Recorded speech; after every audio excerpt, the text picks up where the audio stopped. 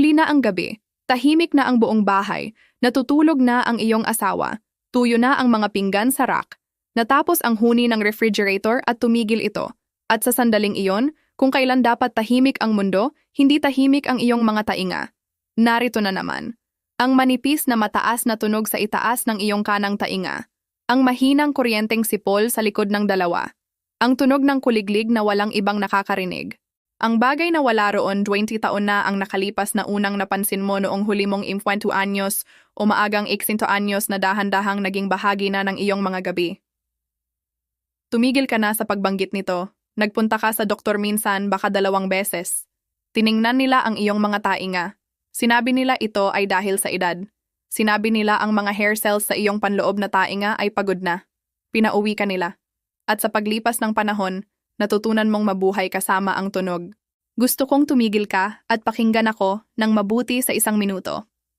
Dahil ang tunog na iyon, ang walang ibang nakakarinig, ay hindi nanggagaling sa iyong mga tainga tulad ng sinabi sa iyo. O hindi bababasa, hindi lamang mula sa iyong mga tainga. Ito ay isang senyales. At ang senyales ay ginagawa sa mas malalim na bahagi ng iyong katawan kaysa sa ipinaliwanag ng sinuman sa iyo. Para sa maraming tao na nanonood ng video na ito na lampas 60 anyos, ang lugar kung saan nagsisimula ang tunog ay hindi ang tainga. Ito ay ang dugo, isang bitamina na bumababa taon-taon sa iyong daluyan ng dugo. Isang ugat na nagmumula sa iyong panloob na tainga patungo sa utak na tahimik na nawawala ng proteksyong patong na pumipigil dito sa sariling pagpapaputok. Ngayong gabi, gagabayan kita sa chain na iyon hakbang-hakbang pabalik mula sa tunog sa iyong mga tainga hanggang sa bahagi ng iyong tiyan na tumigil sa pagganap ng trabaho nito noong ika-60 mo. Isang mabilis na paalala bago tayo magpatuloy. Ang pattern na malalaman mo kung saan nagpapadala ang katawan ng malakas na senyales mula sa isang lugar habang ang tunay na problema ay nasa ibang lugar ay hindi natatangi sa tinnitus. Ito ay tumatakbo sa namamagang mga bukong-bukong, malabong umaga, mabibigat na binti, ang buong sistema ng drainage pagkatapos ng 60. Inilagay ko ang mas malawak na balangkas sa isang maikling aklat na batay sa ebidensya na tinatawag na The Drainage Protocol, na isinulat sa simpleng wika para sa mga nasa hustong gulang na lampas 55. Ang link ay nasa description. Kung may saysay sa iyo ang video ngayong gabi, inilalapat ng aklat ang parehong paraan ng pag-iisip sa buong katawan. Hindi mo kailangan ng aklat para sundan ang ipapaliwanag ko. Kaya, balik sa iyong mga tainga. Kung naririnig mo na ang ring o hiss o buzz ng mahigit 6 na buwan, at lalo na kung lampas 60 ka, narito ang malamang na narinig mo. Ito ay edad. Ito ay malakas na musika noong bata ka pa. Ito ay pinsala sa ingay. Ito ay ang maliliit na hair cells sa iyong panloob na tainga na sumusuko. Ang payo ay karaniwang nasa 3 anyo. Kumuha ng hearing aids, subukan ang sound machine para itago ito sa gabi, matutong mabuhay kasama nito. Iyon ang karaniwang sagot. Hindi ito mali, ito ay hindi kumpleto lamang. Ang tinnitus, at hayaan mong isalin ito. Ang tinnitus ay ang medikal na salita para sa pagdinig ng tunog na hindi nanggagaling sa anumang bagay sa labas ng iyong katawan. Ay isang sintomas, hindi sakit. Ang sintomas ay senyales. At ang senyales ay kapaki-pakinabang lamang kung saan mo ito sinusubaybayan pabalik. Kung sinusubaybayan mo ang tinnitus hanggang sa iyong tainga lamang, humihinto ka ng isang hakbang ng masyadong maaga. Ang tainga ang lugar kung saan inaanunsyo ang tunog. Ang sanhi ay nasa upstream. Kaya, lakarin natin ang chain. Magsisimula tayo sa iyong tainga at babalik pabalik, isa-isang hakbang, hanggang maabot natin ang bahagi ng iyong katawan kung saan, para sa maraming matatanda, nagsisimula talaga ang lahat. Ang unang hakbang ay ang iyong panloob na tainga at ang ugat na umaalis dito. Sa loob ng iyong panloob na tainga, may maliit na spiral na istruktura na tinatawag na cochlea tungkol sa laki ng isang gisantes. Sa loob ng spiral na iyon ay maliliit na hugis buhok na selula na nanginginig kapag tumama ang mga alon ng tunog. Kapag nanginig sila, nagpapadala sila ng senyales pataas sa isang ugat, ang cochlear nerve, kung minsan ay tinatawag na auditory nerve, papunta sa iyong utak. Natatanggap ng utak ang senyales na iyon at nararanasan mo ang tunog. Narito ang bahagi na walang oras ipaliwanag sa 15-minutong appointment. Ang cochlear nerve ay hindi isang solong kawad. Ito ay isang bundle ng humigit kumulang 30,000 individual na fibers. Bawat isa ay nagdadala ng piraso ng senyales. Bawat fiber ay nakabalot sa proteksyong layer na tinatawag na myelin sheath. Ang myelin sheath ay ang puting matabang patong sa paligid ng nerve fiber. Ito ang insulation. Isipin sandali ang lumang telegraph wire. Ang kawad ay mula sa isang istasyon patungo sa isa pa sa mahabang distansya. Sa paligid ng kawad, may layer ng rubber insulation. Ginagawa ng insulation ang dalawang bagay. Pinapanatili nitong malinis ang senyales mula simula hanggang dulo at pinipigilan nito ang kawad na kunin ang stray static mula sa hangin, mula sa dumadaang bagyo, mula sa ibang mga kawad sa malapit. Kapag buo ang insulation, malinis ang senyales sa receiver. Kapag nagsimulang mag-crack ang insulation, kapag lumitaw ang maliliit na hubad na bahagi sa kahabaan ng kawad, dalawang bagay ang nangyayari ng sabay. Bumagal ang senyales at nagsisimulang kunin ng kawad ang static mula saan man sa kahabaan nito. Iyon mismo ang nangyayari sa antas ng nerve fiber para sa maraming matatanda na may patuloy na ring o hiss sa mga at tao ng insulation ay nagiging manipis. Ang auditory nerve, dahil ito ay siksik na fibered at finely tuned, ay isa sa mga unang lugar kung saan ito lumalabas. Masyadong bago mo mapansin ang pamamanhid sa iyong mga daliri sa paa o kakaibang pakiramdam sa iyong mga kamay na dalawa sa iba pang klasikong lugar kung saan lumalabas ang low B12 nerve damage, maaaring nagsimula na ang auditory nerve na mawalan ng pinakalinis na senyales. Ang unang bagay na naririnig mo ay hindi na tahimik. Ito ay isang ring. May tunay na pananaliksik sa likod ng koneksyong ito. Isang pag-aaral na inilathala noong 1993 sa The American Journal of Otolaryngology ng grupo ng mga mananaliksik kabilang sina Shemesh at Atias ay tumingin sa mga nasa hustong gulang na may chronic tinnitus at sinuri ang kanilang B12 levels. 47% ng mga pasyente na may chronic tinnitus ay may vitamin B12 deficiency. 47%. Humigit kumulang isa sa bawat dalawang tao sa kanilang pag-aaral na naglalakad na may patuloy na ring sa mga tainga ay may mababang B12 at karamihan sa kanila ay hindi alam ito. Isang mas bagong papel sa journal Noise and Health na inilathala noong 2016 ay nagkumpirma ng koneksyon sa hiwalay na populasyon ng matatanda. Kaya, may mekanismo tayo. Ang myelin sa paligid ng auditory nerve ay nakadepende sa B12. Kapag bumaba ang B12, bumaba rin ang myelin maintenance. Nagkakaroon ng microscopic gaps ang ugat. Nagpapaputok ang ugat kapag hindi dapat. Narinig ng utak ang misfire bilang tunog. Iyon ang hakbang dalawa. Ang myelin sheath ang lugar kung saan nagsisimulang maging audible ang kakulangan ng katawan. Alam nating dalawa na hindi ganito ang tunog ng iyong huling appointment. Kung gusto mo pa ng ganitong walkthrough, mag-subscribe. Iyon ang buong makina na nagpapanatili sa mga video na ito. Ngayon lumipat tayo sa susunod na hakbang pababa, sa chain. Kung ang myelin ay ang insulation at ang B12 ang nagbuo at nagpapanatili nito, ang susunod na tanong ay ang hindi kailanman tinatanong ng karamihan. Ano ba talaga ang B12 at bakit ito nawawala ng regular sa mga katawan ng matatanda? Ang vitamin B12 ay isang water-soluble vitamin na halos buong gawa ng bakterya. Hindi gumagawa ng B12 ang mga halaman. Hindi rin talaga gumagawa ng B12 ang mga hayop mismo. Nakukuha nila ito mula sa bakterya sa kanilang bituka at sa kanilang pagkain. Sa oras na ito ay nasa iyong plato, ang B12 ay matatagpuan mostly sa mga pagkaing hayop. Karne, isda, itlog, gatas at shellfish ang pangunahing dietary sources. May ilang plant foods na fortified tulad ng ilang almusal na cereal at nutritional yeasts, pero para sa karamihan ng nasa hustong gulang na lampas 60 sa Pilipinas, ang dietary B12 sa kanilang pagkain ay mula sa mga pagkaing hayop. Narito ang ginagawa talaga ng B12 sa iyong katawan kapag ito ay nakarating na roon. Ginagawa nito ang tatlong malalaking trabaho. Ang unang trabaho ay ang pagbuo ng mga pulang selula ng dugo. Kung walang B12, hindi makagawa ng tama ang iyong buto ng malalaking pulang selula at nagiging anemic ka na may napakalalaking, kakaibang hugis na pulang selula, isang kondisyon na tinatawag na megaloblastic anemia. Ang pangalawang trabaho ay DNA synthesis sa bawat selulang naghahati.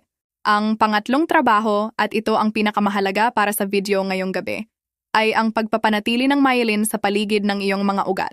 Mahalaga ang lahat ng tatlo. Pero ang pangatlo ang trabaho na, kapag tahimik na nabigo, naririnig mo bilang ring sa iyong mga tainga. Ang threshold para sa B12 deficiency sa blood test ay isang numerong sulit malaman. Sa Pilipinas, karamihan sa mga lab ay nagfa-flag ng serum B12 level na mas mababa sa 200 pg per ml bilang deficient. Pero narito ang catch, at dapat mong tandaan ito. Maraming matatanda ay nagsisimulang magkaroon ng nerve symptoms, kabilang ang tinnitus, sa antas sa pagitan ng 200 at 400 pg per ml. Iyon ang gray zone. Normal ang tawag ng lab, pero hindi sang-ayon ang mga ugat. Ito ang isa sa pinakamahalagang bagay na gusto kong dalhin mo mula ngayong gabi. Kung humingi ka ng B12 blood test at ang resulta ay sabihin nating 240, maaaring sabihin sa'yo ng iyong doktor na okay ka. Mechanically, maaaring hindi sumang-ayon ang iyong mga ugat. May karagdagang test na tinatawag na methylmalonic acid test na nakakakuha ng functional B12 deficiency sa antas ng selula kahit normal ang itsura ng serum number. Kung may patuloy kang tinnitus at ang iyong serum B12 ay kahit saan sa ilalim ng 400, ang pangalawang test na iyon ang pag-uusap sa susunod mong appointment. Kaya alam na natin, ang B12 ang raw material, ang kakulangan nito ang problema. Ang susunod na tanong, at ito ang ika-4 na hakbang, ang halos walang nagpapaliwanag sa mga lampas 60, ay bakit nawawala ang B12 sa mga katawan ng matatanda sa unang lugar. Doon nagiging tiyak ito. Ang hakbang 4 ay ang iyong tiyan. 2 bagay sa iyong tiyan na nagbabago sa edad. Kapag kumain ka ng piraso ng karne o itlog, ang B12 sa pagkaing iyon ay nakabuklod sa isang protina. Hindi ito magagamit ng iyong katawan sa nakabuklod na anyo. Dapat itong i-unwrap. Nangyayari ang pag-unwrap sa iyong tiyan at kailangan ng 2 bagay ng sabay. Una, dapat gumawa ng sapat na acid ang iyong tiyan, ang tinatawag na gastric acid, ang parehong acid na iniisip mo na nagdudulot ng heartburn kapag sobra. Pangalawa, dapat gumawa ang iyong tiyan ng maliit na protina na tinatawag na intrinsic factor. Ginagawa ang intrinsic factor ng mga selula sa lining ng tiyan na tinatawag na parietal cells. Ang tanging trabaho nito ay kunin ang free B12 pagkatapos itong palabasin ng acid at dalhin ito hanggang sa tiyak na bahagi ng iyong maliit na bituka na tinatawag na ileum kung saan ito ay nasisipsip sa daluyan ng dugo. Isipin ito bilang relay race na may 2 baton. Ang unang baton ay stomach acid na nag-unwrap ng B12 mula sa food protein. Ang pangalawang baton ay intrinsic factor, ang carrier na naghahatid ng unwrapped B12 sa absorption door sa dulo ng iyong maliit na bituka. Kung mahulog ang alinman sa baton, hindi matatapos ang takbo. Ang B12 ay dumadaan sa iyong digestive tract at umaalis sa iyong katawan na hindi nagamit kahit gaano karami ang kinain mo. Narito ang nangyayari sa relay race pagkatapos ng 60. Isang kondisyon na tinatawag na atrophic gastritis ay nagiging mas karaniwan sa edad. Ang atrophic gastritis, at hayaan mong isalin ito, ay nangangahulugang ang lining ng tiyan ay nagiging manipis at nawalan ng ilang gumaganang selula. Nakakaapekto ito sa tinatayang 20 hanggang 30% ng mga nasa hustong gulang na lampas 60 sa Pilipinas. Tumataas ang numerong iyon sa bawat dekada. Sa 70, mas malapit sa 1 sa 3. Kapag nagkaroon ng atrophic gastritis, 2 bagay ang bumababa ng sabay. Bumaba ang produksyon ng stomach acid. Bumaba ang produksyon ng intrinsic factor. Parehong nagiging mas maliit ang mga baton sa relay race. Kaya, kahit ang matandang kumakain ng B12-rich diet, karne sa tanghalian, itlog sa almusal, isda sa weekend, ay maaaring dahan-dahang nagkukulang. Maayos na dala ng pagkain ng bitamina, hindi ma-unwrap ng tiyan, hindi madala ng carrier, lumalabas ang bitamina sa katawan na hindi nasipsip. Bumababa ng dahan-dahan ang antas sa dugo, taon-taon. Nagiging manipis ang milin sa paligid ng auditory nerve. Nagsisimulang magkamali ang mga fibers at sa isang tahimik na gabi sa iyong iksentaan ng alinman sa mga gamot na iyon at may tinnitus ka, ang pag-uusap sa iyong doktor ay hindi tungkol sa pagtigil sa kanila. Huwag kailanman tumigil sa iniresetang gamot ng mag-isa. Ang pag-uusap ay tungkol sa kung dapat suriin ang iyong B12 at kung dapat magpatakbo ng supplementation kasama ang gamot.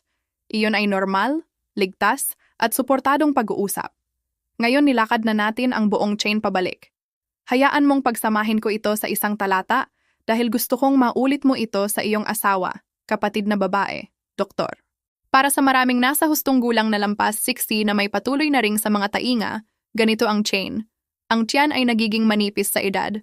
Mababa na ang stomach acid at intrinsic factor. Hindi nasisipsip ang B12 sa pagkain. Bumababa ang antas sa dugo sa ibaba ng threshold kung saan nagpapanatili ang myelin maintenance. Nagiging manipis ang myelin sa paligid ng cochlear nerve. Nagsisimulang magkamali ang mga fibers. Natatanggap ng utak ang mga misfire bilang tunog. Naririnig mo ito bilang ring. Tunay ang tunog. Ang sanhi ay hindi sa iyong tainga. Ito ay sa iyong dugo. At nagsimula ito sa iyong tiyan. Dapat akong magpabagal dito at sabihin ng maingat. Maraming posibleng sanhi ang tinnitus.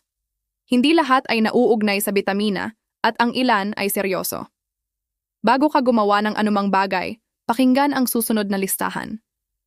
Kung ang iyong tinnitus ay sa isang tainga lamang at hindi sa dalawa, iyon ay nangangailangan ng medikal na pagsusuri, hindi bitamina.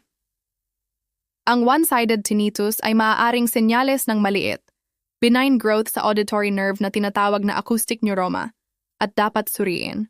Kung ang iyong tinnitus ay sumasabay sa tibok ng iyong puso, tinatawag na pulsatile tinnitus, iyon ay hiwalay na kategorya at nangangailangan ng vascular evaluation. Huwag ipagpalagay na B12 ito. Kung biglang dumating ang iyong tinnitus, sa loob ng oras o araw sa halip na buwan o taon, magpatingin agad sa doktor. Ang biglang pagbabago sa pandinig ay maaaring maibalik kung mahuli sa unang 2 linggo. Kung may bagong pagkahilo, problema sa balanse, o pagkawala ng pandinig kasama ang tinnitus, ang kombinasyong iyon ay nangangailangan ng doktor para sa tainga, ilong at lalamunan. Hindi ito sitwasyon na gawin mo mismo. At sa wakas, ang pinakamahalagang paalala sa video ngayong gabi, wala sa sinasabi ko tungkol sa dieta, pagsusuri, o supplementation ang pumapalit sa pag-uusap sa iyong sariling doktor. Ang punto ng video na ito ay bigyan ka ng balangkas para magkaroon ng mas matalinong bersyon ng pag-uusap na iyon, hindi para laktawan ito. Sa lahat ng iyon, narito ang gagawin mo ngayong gabi, sa linggong ito, at sa buwang ito kung pinaghihinalaan mong bahagi ng iyong tinnitus ang mababang B12. Ngayong gabi, gawin ang isang bagay. Isulat sa isang papel o sa notes app sa iyong telepono ang 3 sagot. Una, gaano nakatagal ang ring? Pangalawa, pareho ba ang 2 tainga o isa? Pangatlo, anong mga gamot ang iniinom mo ngayon? Lalo na ang para sa acid reflux, para sa type 2 diabetes, at anumang iniinom araw-araw na hindi mo sinimulan sa nakaraang taon, dalhin ang papel na yon sa susunod mong appointment sa doktor. Iyon lamang ay gagawing 40% mas kapaki-pakinabang ang pag-uusap. Sa linggong ito, tingnan ang 3 bagay sa iyong dieta. Una, kumakain ka ba ng anumang pagkaing hayop ng regular? Karne, isda, itlog, o gatas? Kung ang tapat na sagot ay bihira, malamang na nag-aambag ang dietary B12. Pangalawa, kumakain ka ba ng fortified foods? Ilang almusal na cereal ay may B12 at nakalista sa label. Pangatlo, kung vegetarian o vegan ka at lampas 60, nasa mas mataas na risk category ka, at ang supplementation ay halos tiyak na sulit na pag-usapan sa iyong doktor. Sa buwang ito, humingi ng 2 tiyak na blood test sa susunod mong appointment. Ang una ay serum vitamin B12 level. Ang pangalawa ay methylmalonic acid test. Ang nabanggit ko kanina na nakakakuha ng functional deficiency kahit normal ang itsura ng serum number. Kung tatanungin ka ng iyong doktor kung bakit, masasabi mo, may patuloy akong tinnitus. Lampas 16 ako, at gusto kong maalis ang functional B12 deficiency bago ipagpalagay na edad lamang. Iyon ay makatuwiran at suportadong kahilingan. Kung mababa ang iyong B12 sa ilalim ng 200, ang supplementation ay standard care at gagabay ang iyong doktor sa anyo. Para sa karamihan ng matatanda na may mababang B12 at buo pa ang absorption, epektibo ang oral cyanocobalamin o methylcobalamin tablets sa mataas na dosis. Para sa mga may malubhang atrophic gastritis o pernicious anemia, maaaring kailanganin ang injections dahil hindi na magagawa ng tiyan ang pag-unwrap. Kung nasa gray zone ang iyong B12 sa pagitan ng 200 at 400, iyon ang pag-uusap kung saan nagkakaroon ng saysay ang methylmalonic acid test.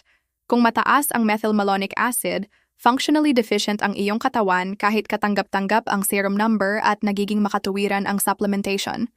Samantala, at ito ang bahaging maaari mong simulan bukas ng umaga kahit ano pa ang resulta ng test, tingnan kung saan nakaupo ang B12 sa iyong linggo.